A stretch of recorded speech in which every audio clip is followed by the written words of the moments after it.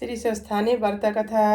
ओम यं वर्मा वरुणेन्द्र रुद्र मरुत स्तुनन्तु दिव्यैस्तवैर्वेदैः साङ्गपदक्रमोपनिषदैर्गायन्ति यं सामगा ध्यानावस्थित तद्गतेन मनसा पश्यन्ति यं योगिनो यस्यान्तं न विदुषुरासुरगणा देवाय तस्मै नमः। श्रीमच्चन्दनचर्चितोज्ज्वलवपु शुक्लाम्बरा मल्लिका मालालङ्कृतकुण्डला परविलसन्मुक्ताबली शोभिता सर्वज्ञाननिदानपुस्तकधरी रुद्राक्षमालाधरी वाग्देवी वदनाम्बुजे वसतु मे त्रैलोक्यमाता चिरं मुखं करोति वाचालं पङ्गुं लङ्घयते गिरिं यत्कृपातमहं वन्दे परमानन्दमाधवं। नमो भगवते तस्मै व्यासाय मिततेजसे एष प्रसाद वक्ष्यामि नारायणी कथामिमं। नारायण नमस्कृत नरं चैव नरोत्तमं देवीं सरस्वतीं व्यासं ततो जयमुदीरयेत्। पंचम अध्याय कुमारजी आज्ञा गर्नुहुन्छ। हे अगस्त्य मुनि, दक्ष प्रजापतिले 33 कोटी कन्या 33 कोटी देवतालाई कन्या दान दिई सबैलाई ज्वाइँ तुल्याई आनन्दले रहँदा भए। सती देवीलाई श्री महादेवले विवाह गर्नुभएको कुरा पनि कहिसके। अब के सुन्नको इच्छा छ भन, म भन्छु भनी कुमारले आज्ञा गर्दा अगस्त्य मुनि बिन्ती गर्नुहुन्छ। हे कुमारजी, त्रिपुरासुरले कस्तो तपस्या गर्यो, श्री महादेवले त्यसलाई कसरी भस्म गर्नुभयो, सो सब मलाई आज्ञा गर्नुहोस्। कुमारजी आज्ञा गर्नुहुन्छ। हे मुनिवर, अघि जब विष्णुले हिरण्याक्षलाई मार्नुभयो तब सम्पूर्ण दानवहरू अति दुखी भई खेद गर्न लागे। मया नाम भएको दैत्यले मनमा बडो खेद गरी विचार गर्न लाग्यो। जस्तो कामदेव नहुँदा रति भई थिइन् उस्तै त्यो दैत्यको राजा मयालाई खेद भयो र उसले तारकाक्ष विद्युक्त प्रभा नाउँ गरेका आफ्ना 2 जना साथीलाई साथमा लिई अघोरको तपस्या गर्न लाग्यो। ती 3 जना दैत्य पुष माघका जाडामा हिमालयमा गई बस्दथे। जेठ वैशाखको घाममा पञ्चाग्नि तापी तपस्या गर्दथे। वर्षाकालमा बिना छप्परको चौरमा बसी तपस्या गर्दथे। यस्ता तरहले तपस्या गर्दा गर्दा दिव्य 10,000 वर्ष बिती ती दैत्यको शरीरमा केवल छाला र हाडा मात्र बाँकी रह्यो। तब तिनीहरूको तपस्या देखि ब्रह्माजी खुसी भई दर्शन दिई भन्न लाग्नुभयो, हे दैत्यमा श्रेष्ठ भएका दानव हो, म तिमीहरूको तपस्या देखि अत्यन्त खुसी भए। तिमीहरूका मनमा जो इच्छा छ त्यो वर माग, म दिन्छु। यति ब्रह्माजीले भन्नुभयो र तिनीहरूले ब्रह्माजीलाई साष्टाङ्ग दण्डवत गरी हात जोडी बिन्ती गरे, हे ब्रह्माजी, हजुर यदि हामीदेखि प्रसन्न हुनुहुन्छ भने हामीलाई अभयत्व वरदान दिनुहोस्। हाम्रो बल पराक्रम पनि ठुलो होस्। फेरि मैले विमान समान जो सुन्दर 3 पुर बनाउँछु, त्यसमा देवता वा मनुष्यको गति नहोस्। जस्तो रीतसँग हाम्रो मृत्यु नहोस्। हामी ठुला बलवान पराक्रमी हौँ, उस्तै वर प्रदान गर्नुहोस्। यस्ता तरहले वरदान मागेको सुनि ब्रह्माजी आज्ञा गर्नुहुन्छ, हे दानव श्रेष्ठ, त्यस्तो अवैध वरदान त म दिन सक्दिनँ। मृत्युको अवकाश राखी कुनै अर्को वरदान माग दिन्छु, यसमा अन्यथा नमान। यस्तो तरहको ब्रह्माजीको वचन सुनि मया दैत्य फेरि भन्दछ, हे प्रभु, मैले बिन्ती गरे जति कुरा सबै पाऊँ। ती मैले बनाएका पुर 3वटा एक ठाउँमा रहने छैनन्। जब पूर्ण 10,000 वर्ष पुग्ला तब ती 3 पुरको आधा निमेष भरलाई मात्र मिलन हुनेछ। त्यसै आधा निमेष भित्रैमा जसले एक बाणाले ती 3 पुरलाई नाश गरोस्, त्यही वीर मलाई मार्नमा समर्थ होस्।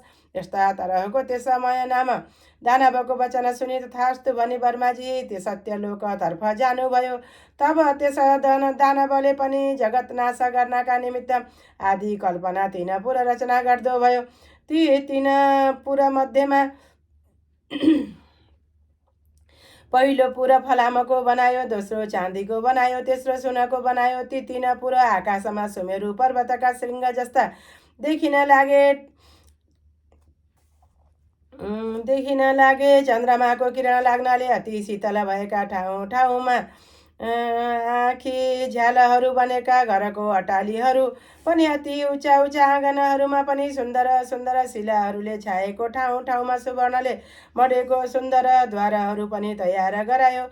मोती प्रबल प्रभाले मणितहरू ठाउँ ठाउँमा राखिएको बिजुलीका समान रत्नहरूको प्रकाश चौतर्फ फैलिएको चित्र विचित्र हिरा मोतीहरू झटेको वायुको वेग लाग्नाले फरफराएका पताकाहरूले शोभित भएको घरका पङ्क्तिहरू पनि रत्न समूहले जटाउ भई शोभायमान भएको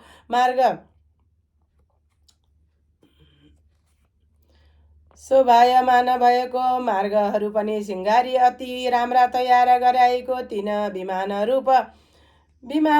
रूप पुरा शोभाले युक्त भएको र हजारौँ बगैँचा बनाई बिरुवाहरूमा पनि राम्रा छ ऋतुका फलहरू लागेका र फुल फुलेका उत्पन्न गरायो। तलाउ पनि हजारौँ किसिमका कमलहरूका फुल फुली शोभायमान भएको तयार गराउँदो भयो। यस्ता तरहले ती त्रिपुराका दैत्यहरूको घर तयार भयो र फेरि नाना किसिमका मयूर आदि सुन्दर उत्तम पक्षीहरूले संयुक्त भएका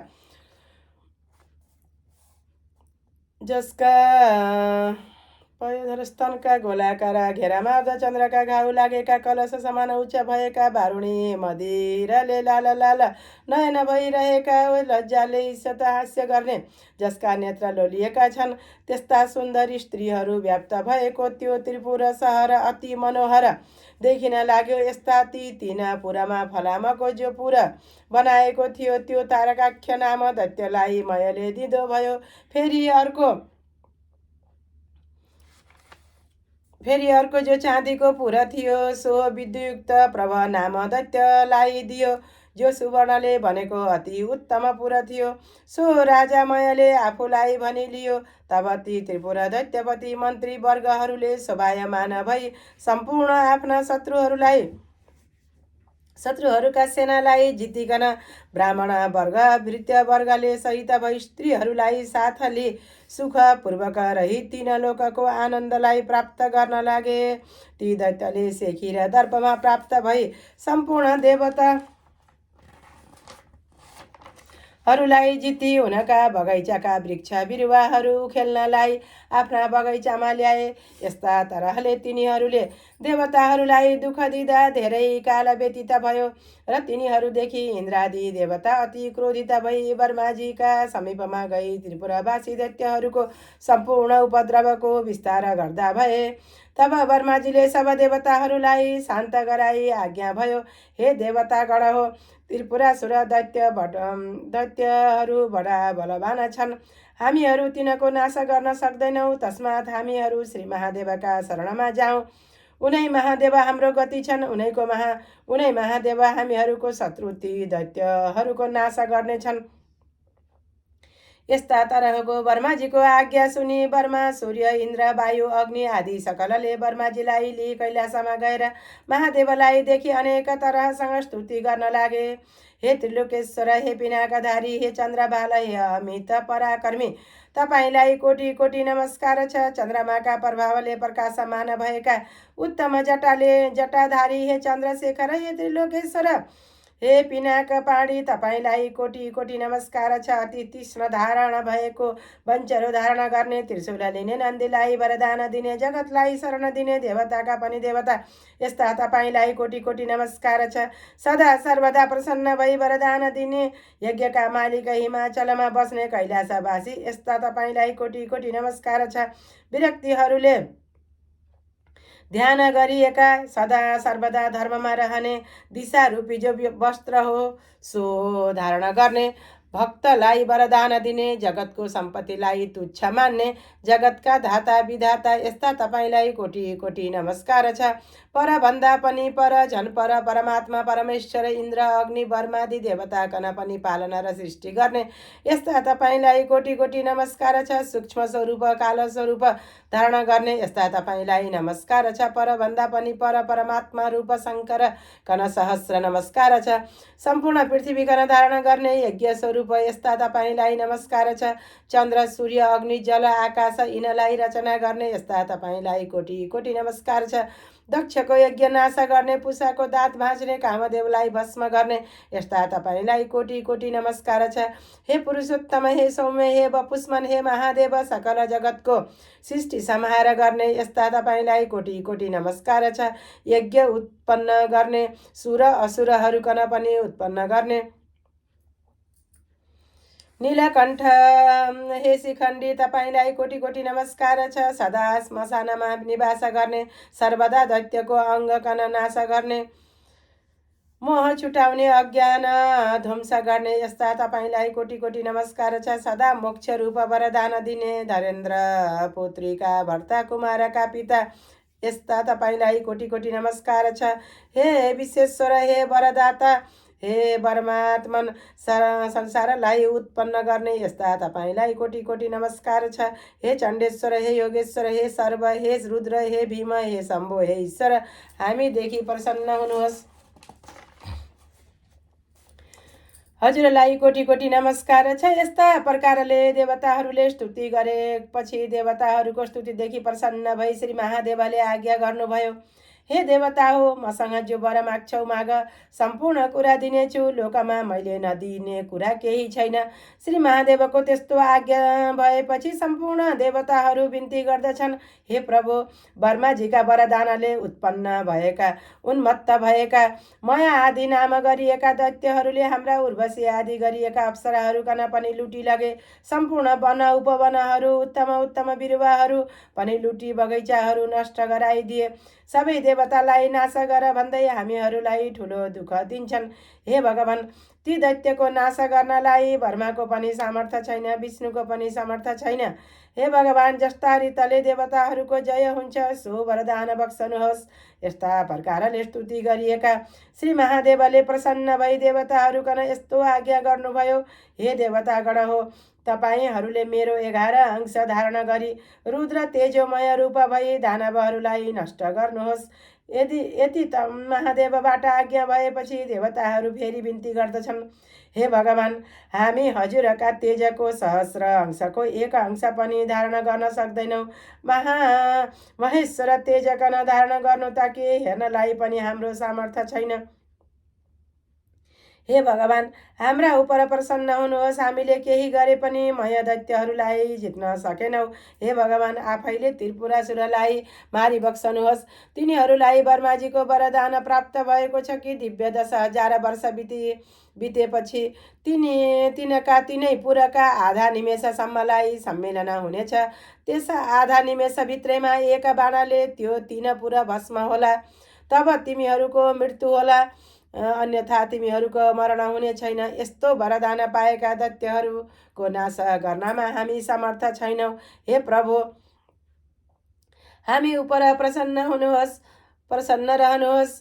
त्यस त्रिपुरासुरको नष्ट गरी बक्सनुहोस्। यस्ता प्रकारको स्तुति गर्ने खिन्न चित्त भएका देवताहरूलाई आश्वासन गरी श्री महादेवबाट आज्ञा भयो, हे देवगण हो, यदि त्यस्तो महादुर्भेद्य त्रिपुरा छ भने म एक बाणाले तिनै पुरा भस्म गरिदेऊला। दानवादी वीरले रक्षा गरिएको त्रिपुरासँग लड्दा मेरो बललाई थाम्न सक्ने हिमालय पर्वत समान एउटा रथ तयार गराउनुहोस्।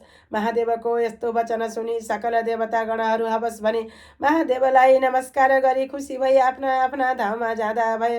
तब श्री महादेवका निमित्त विश्वकर्माले सम्पूर्ण देवताले युक्त भएको सुवर्णमय एउटा रथ तयार गराए। त्यस रथको दक्षिण चक्र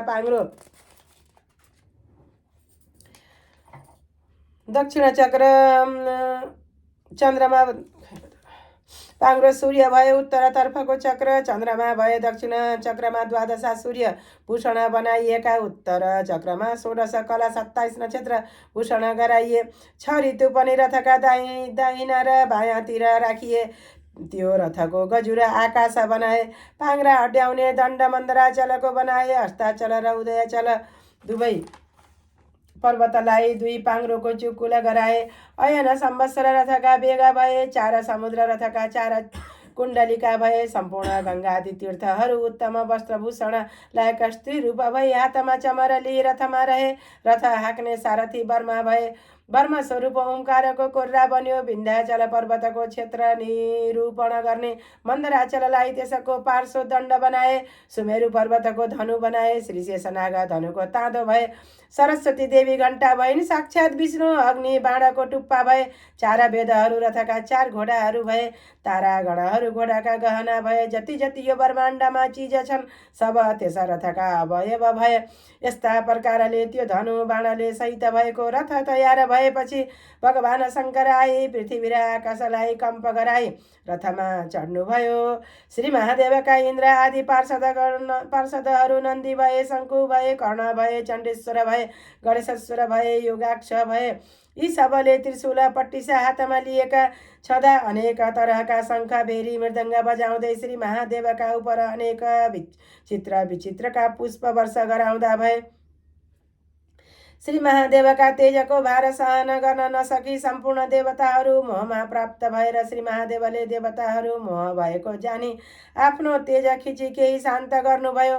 तब देवताहरूले रुद्रगणको तेज सहन गर्नलाई किञ्चित समर्थ भएपछि हे मुनि श्रेष्ठ त्यो कुरा थाहा पाए। उसै बेला नारदजी दैत्यहरू कहाँ गई भन्न लागे। श्री महादेवले देवताहरूको स्तुति देखि प्रसन्न भई तिमीहरूलाई मार्न भने आउन लाग्नु भयो। अब तिमीहरू आफ्ना बचाउको उपाय गर, नत्र तिमीहरूको सत्यनाश हुनेछ।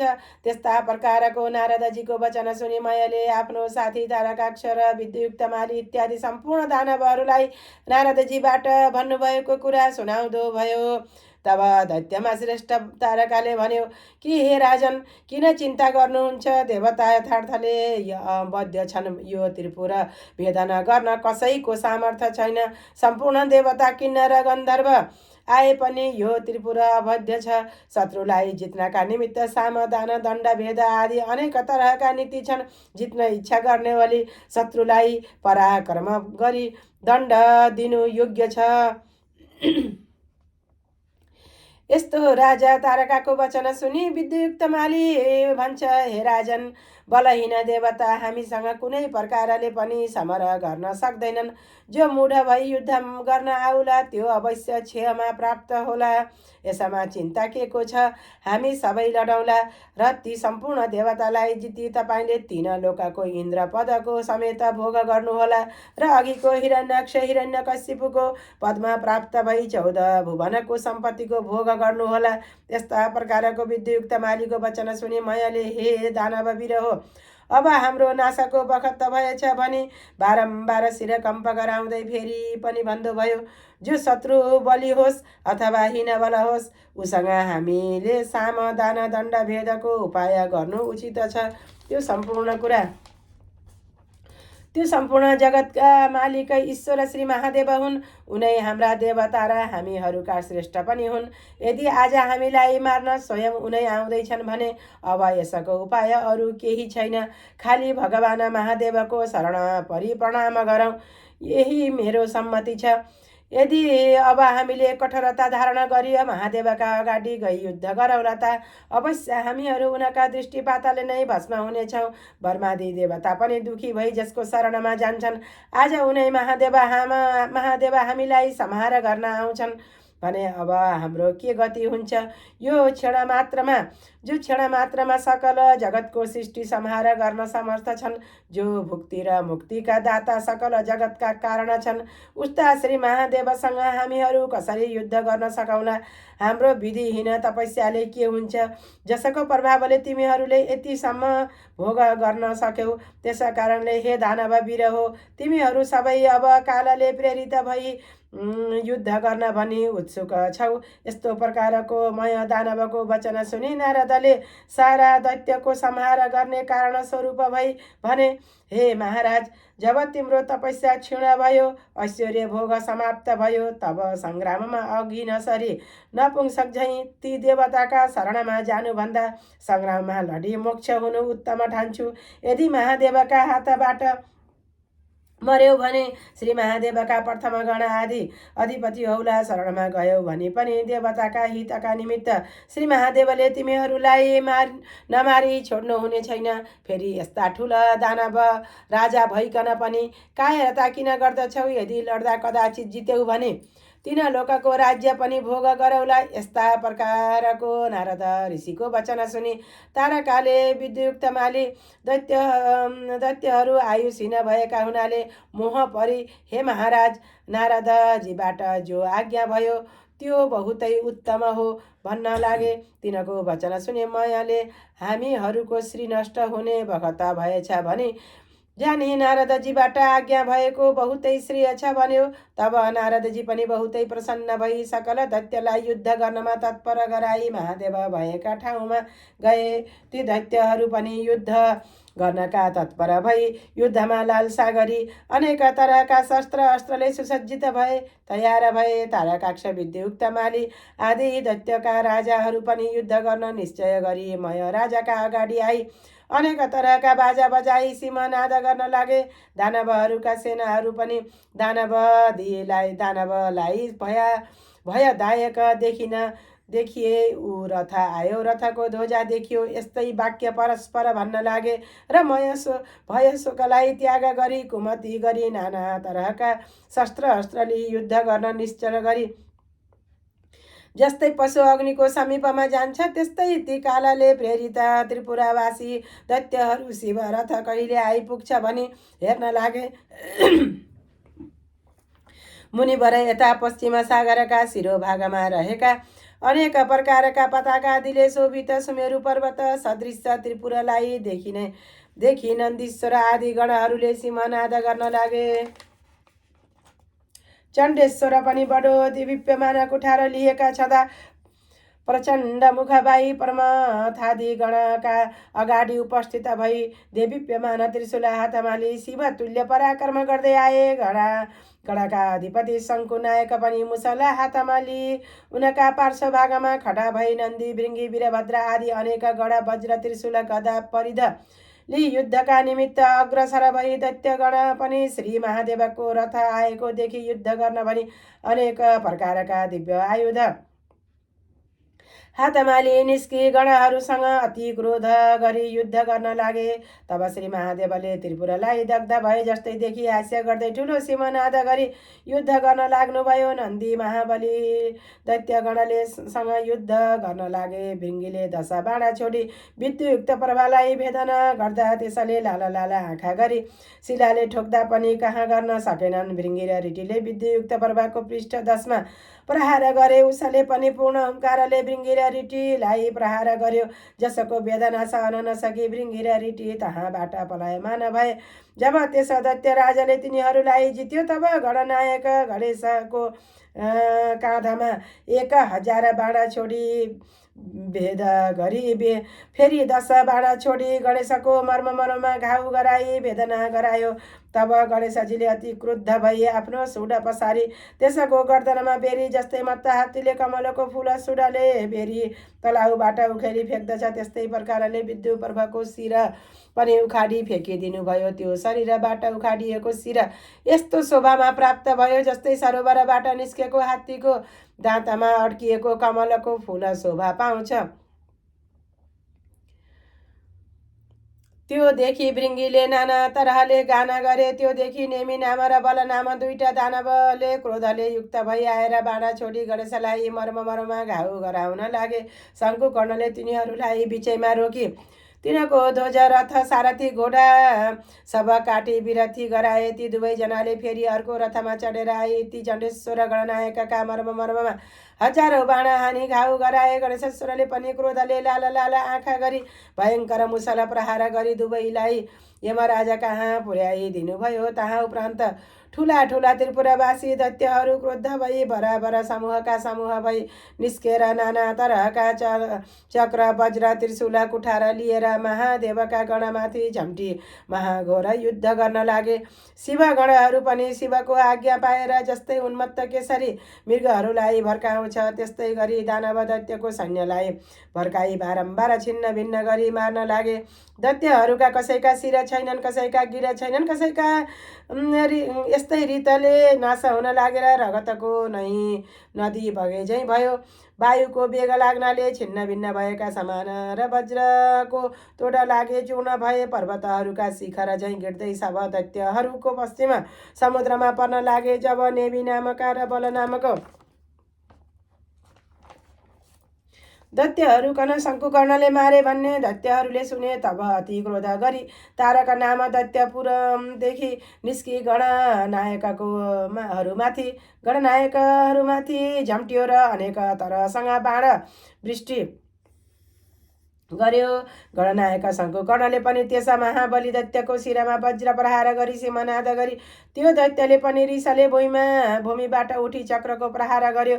गणेश्वर शङ्कुकर्णले पनि अति वेदना हुने गरी मुट्कीले त्यसलाई हानि। शङ्कुकर्णको मुट्की खाएपछि त्यो दैत्य मूर्छा भई भुइँमा गिरिश्रेष्ठ आयुर्धलाई त्याग्दो भयो र मुट्कीको वेदना सहन नसकी मृत्युमा प्राप्त भयो। यस्ता प्रकारसँग त्यसलाई गिरेको देखि दानवहरूले उठाई मयका भवनमा लगी सारा वृत्तान्त बताई अनेक तरहसँग विलाप गर्न लागे। तब ती रुन लागेका दानवहरूलाई सम्झाई मयले भन्यो कि मेरो घरमा अमृतको कुण्ड छ, त्यसमा दैत्यहरूलाई लगी डुबाइदिए। दैत्यहरूले प्रसन्न भई अमृतमा डुबाई दैत्यपति तारकासुरलाई जिलाई मरेको दैत्यहरूलाई पनि बचाइदिए भनी प्रसन्नताले मयलाई शिर नुहाई प्रणाम गरी तब त्यो तारकाक्ष फेरि बडो बेगले सङ्ग्राम भूमिमा आयो र ब्रह्माजीले आफ्ना बायाँ हातले त्यस दैत्यलाई देखाई श्री महादेवसँग भन्न लाग्नुभयो, हे महादेव, त्यो दैत्य अघि मरेको थियो, अहिले फेरि बाँचेर आयो। मयको घरमा अमृत छ,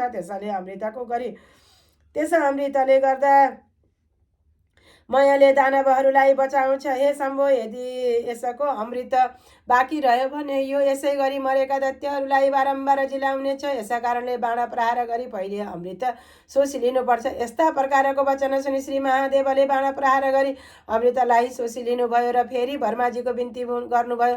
ब्रह्माजी बिन्ती गर्नुहुन्छ, हे देवेश, अब नारायणी सर ग्रहण गर्नुहोस्। मैले त्रिपुर दैत्यहरूको सँगको लडाई खुब देखेँ। लड्दा आज पूर्ण 10,000 वर्ष व्यतीत भइसक्यो, तैपनि त्रिपुरको क्षय भएन। अब त्यो बाण चाँडो छोड्नुहोस्, तब ती शत्रुहरू नाश होलान्। ती 3 पुर अब आधा निमेषभर एकत्र भई फेरि अलग हुनेछन्। जोडिएका पुर अलग भएपछि फेरि बाण छोडे पनि केही हुने छैन। हे भगवान, यदि मेरो बिन्ती लाग्छ भने बाण प्रहार गरी त्यो त्रिपुरको नाश गर्नुहोस्। यस्ता प्रकारको ब्रह्मको वचन सुनि महादेवले त्यो उग्र बाण धनुमा चढाई धनुलाई तलमाथि झुक्याउनुभयो। दिव्य 10,000 वर्ष पुगेपछि आधा निमेषका निमित्त ती 3 पुर जोडिएका थिए। त्यसै बखत श्री महादेवले आफ्नो योग बलले तिनलाई निश्चल गराइदिनुभयो र सारा जगत निश्चल भइगयो। वहाँ पछि जसका अग्रभागमा अग्नि सोमस्थित थियो त्यो नारायण रूपी बाण प्रहार गर्नुभयो र त्यस त्रिपुरको घर घरमा चौतर्फ आगो लागि दग्ध हुन लाग्यो। तब महादेवले नन्दीलाई डाकी हराउनुभयो, हे नन्दी, तिमी चाँडो गई अग्निलाई भन कि त्यो मय मेरो भक्त छ, त्यसलाई दग्ध नगराउनु। महादेवको त्यस्तो आज्ञा सुनि आफ्ना तपोबलका योगले वायु रूप भई बाणभन्दा पनि चाँडो गई नन्दीले मयको घरमा प्रवेश गरे। वहाँ गई मय नाम दानवलाई शिवलिङ्ग अगाडि राखी शिवको ध्यान गरी बसिरहेको देखि नन्दीले त्यसलाई भने, तिमीलाई अग्निले जलाउने छैनन्। मयले ती गणराजलाई पनि नमस्कार गर्यो। त्यसै बेला अग्नि पनि तहाँ आइपुगेर अग्निलाई नन्दीले महादेवको आज्ञा सुनाइदिए। तब अग्निले मयलाई भने कि अब तिमी यहाँबाट निस्केर जाऊ। मयले हवस् भनी सुवर्णमय शिवलिङ्गली तत्काल पातालमा गयो र नन्दीले फर्की सम्पूर्ण विस्तार महादेवसँग बिन्ती गरे। वहाँ पछि त्रिपुरा भस्म हुन लाग्यो। त्यसको घर सब नष्ट भई अनेक दानवहरू रोएको कराएको शब्द सुनिन लाग्यो। वस्त्र खुस्किएका ज्याला विमान अटालीमा रहेका पहेँला र उच्चस्तन भएका मदले युहल नेत्र भएका आफ्ना पतिहरूका प्रिय भएका स्त्रीहरू अग्नि बाणका आगोले भयभीत भई घर घरमा यत्र तत्र दुघुर्न लागेको देखिन थाले। कोही आफ्ना पतिलाई अङ्कमाल गर्न लागे, कोही दानव आफ्ना आफ्ना स्त्रीहरूलाई बोकी त्रिपुरादेखि भाग्न लागे। शिवशक्तिले हीन सम्पूर्ण भूषणले हीन शिवभक्तिले हीन सम्पूर्ण भूषणले हीन देख्नमा पर्वताकार दैत्यहरू सागरमा बराबर खस्न लागे। जो दैत्य स्त्री पुरुषहरू आकुल भई सम्पूर्ण समुद्रमा खसेथे तिनलाई अनेक तरहका जल जन्तुले भक्षण गर्न लागे। आफ्ना पतिलाई जलमा परेको देखि विलाप गर्दै कति स्त्रीहरू अग्निमा प्रवेश गरी डढी मरेको पनि देखिन लाग्यो। यस्ता प्रकारसँग विष्णु अग्नि सोममय बाणले त्रिपुराको भस्म गराइदिएर त्यो सम्पूर्ण त्रिपुरालाई सागरमा डुबाई फेरि त्यो बाण शिवजीका हातमा प्राप्त भयो। यस्ता प्रकारले त्रिपुरा डढेपछि ब्रह्मादि सब देवता आफ्ना आफ्ना अधिकारलाई प्राप्त गरेर शिवजीलाई प्रणाम गरी स्तुति गर्न लागे। हे भगवान, जो रौद्र कर्म आज हजुरले गर्नुभयो यस्तो अरू कसैले गर्न सक्दैन। आज हजुरले त्रिपुरासुर दैत्य मारी त्रिपुरा भस्म गर्नुभयो। हे महादेव, हाम्रो आपत्ति नाश गर्ने सदा स्थिर रहने यस्ता तपाईँलाई नमस्कार छ। यो सुनेर महादेवले देवताहरूलाई आज्ञा भयो, हे देवता हो, तपाईँहरूलाई मैले सदा पुत्रवत पालना गर्नुपर्छ। आज शत्रु मर्नाले तपाईँहरूको अभिलाषा पूर्ण भयो। अब प्रसन्न भई आफ्ना आफ्ना आश्रममा जानुहोस्। त्यस्तो महादेवको आज्ञा भएपछि शिवजीलाई प्रणाम गरी सम्पूर्ण देवताहरू आफ्ना आफ्ना आश्रममा गए। देवताहरू गएपछि साधुहरूदेखि पूजित भई नन्दी भृङ्गी भूत प्रेत सहित भई महादेव पनि कैलाश जानुभयो। हे मुनि, यो कसैले वर्णन गर्न नसकिने त्रिपुरा दाह मैले वर्णन गरेँ। जो शिव भक्त मनुष्य प्रसन्नताका साथ पवित्र भई यसको पाठ गर्ला त्यो पापदेखि रहित भई अन्त्यमा देवता भई स्वर्गमा बस्न पाउला। श्री कन्दस पुराणे केदार खण्डे माघ महात्म्ये कुमार अगस्त संवादे श्री स्वस्थानी परमेश्वरी व्रत कथा पञ्चमोऽध्याय। ओम उपनयतु मङ्गलम्ब सकल जगन्मङ्गलालय श्रीमान दिनकर किरण निबोधित नभ नलिन दल निवेक्षण कृष्ण काले व्रसतु प्रजन्य पृथिवी सस्यशालिनी देशोय क्षव्यरहितो ब्राह्मणा सन्तु निर्भया अपुत्रा पुत्रिण सन्तु पौत्रिण सन्तु पौत्रिण अधना सधना सन्तु जीवन्तु शरदां शतं। तत्रैव गङ्गा यमुना च तत्र गोदावरी सिन्धु सरस्वती च तीर्थानि सर्वाणि वसन्ति तत्र यत्र अचितोद्धार कथा प्रसंग। या कुन्देन्दु तुषारहार धवला या शुभ्रवस्त्रावृता या वीणाभरदण्डमण्डितकरा या श्वेत पद्मासना या वर्माच्युत शङ्करा पर्वतिभिर्देवैः सदा वन्दिता सा मम पातु सरस्वती भगवती निःशेषजाड्यापहा। कायेन वाचा मनसेन्द्रियर्वा बुद्ध्यात्मना वा प्रकृतिर्स्वभावः करोमि यद्यत् सकलं परस्मै नारायणायेति समर्पयामि। भन्नु स्वस्थानी परमेश्वरी की जय।